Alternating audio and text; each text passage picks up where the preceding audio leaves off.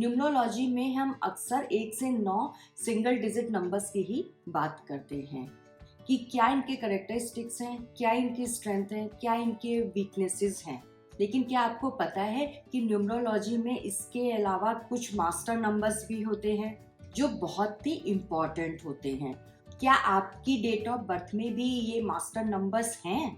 लेकिन अगर ये मास्टर नंबर्स हैं ना, तो आपके पास कुछ स्पेशल पावर्स होंगी जो गॉड की तरफ से आपको गिफ्टेड है। और सही यूज भी तभी करेंगे जब आपको पता होगा कि ये मास्टर नंबर्स क्या है और क्या इनकी पावर है। मैं अनुराधा राजत्यागी, न्यूमरोलॉजिस्ट, वास्तु कोच, आप सभी को प्यार भरा नमस्कार।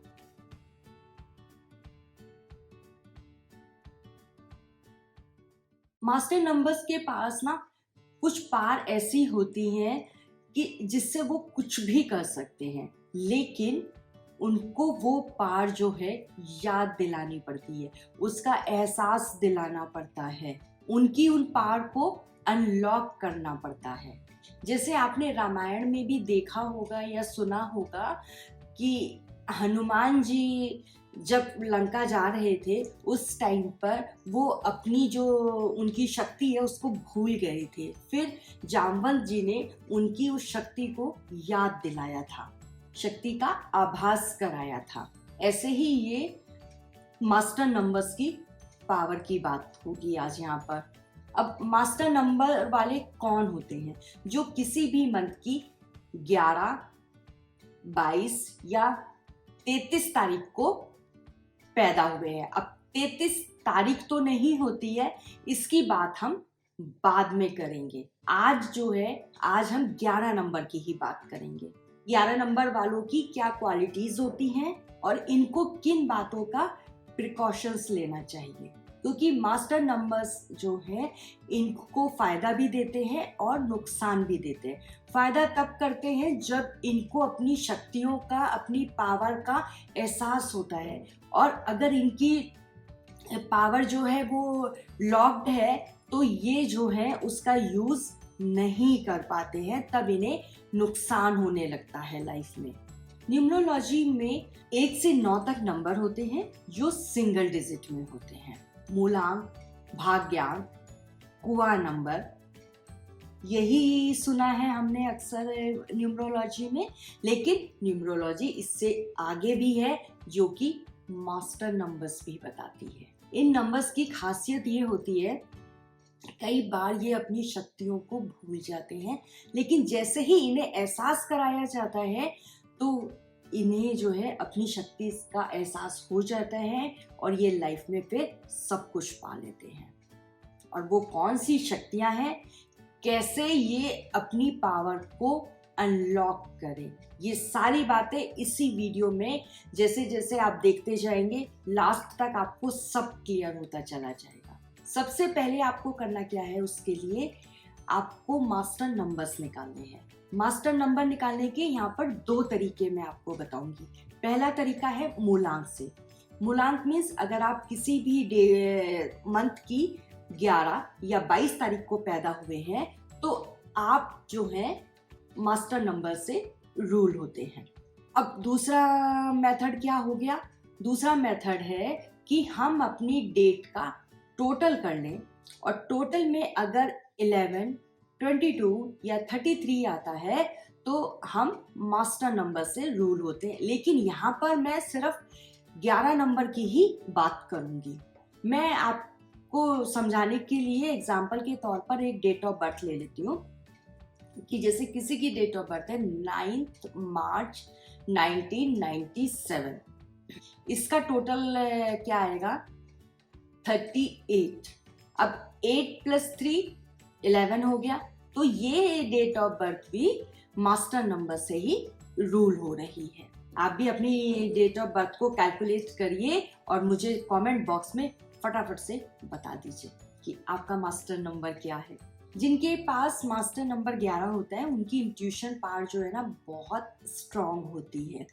उनको चीज़ों का पहले से आभास हो जाता है। इसको भी मैं आपको एग्जाम्पल के साथ बताती हूँ। जैसे अगर कोई 11 नंबर वाला है और वो घर से बाहर निकल रहा है, उसके दिमाग में एक बार जरूर आएगा कि आज हो सकता है कि मेरी कार जो है जाते हुए उसमें पंचर हो जाए, और रास्ते में जो है उसकी कार में पंचर हो जाता है। इन लोगों की इंट्यूशन पावर जो है वो इतनी स्ट्रांग होती है। लोगों को पहचानने की शक्ति जो है इनमें बहुत गजब की होती है। ये एक नज़र में पहचान लेते हैं कि सामने वाला आदमी क्या सोच रहा है और किस तरह का है, और वो opinion most of the time जो है सही निकलती है। ये 11 नंबर आपको नेम, फेम, सक्सेस, पैसा सब कुछ दिलाता है। बस आपको अपनी पार को अनलॉक करना है। वो मैं एंड में बताऊंगी कि कैसे आप अपनी पार को अनलॉक करेंगे।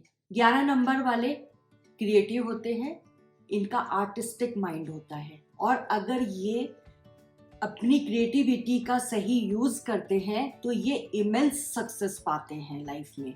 और अगर इनकी पार ये लॉक्ड रह जाती है तो ये कंफ्यूज रहते हैं, अपनी लाइफ में दूसरों से सलाह लेते रहते हैं, अपना कोई डिसीजन नहीं ले पाते हैं और लाइफ में सक्सेस नहीं हो पाते हैं।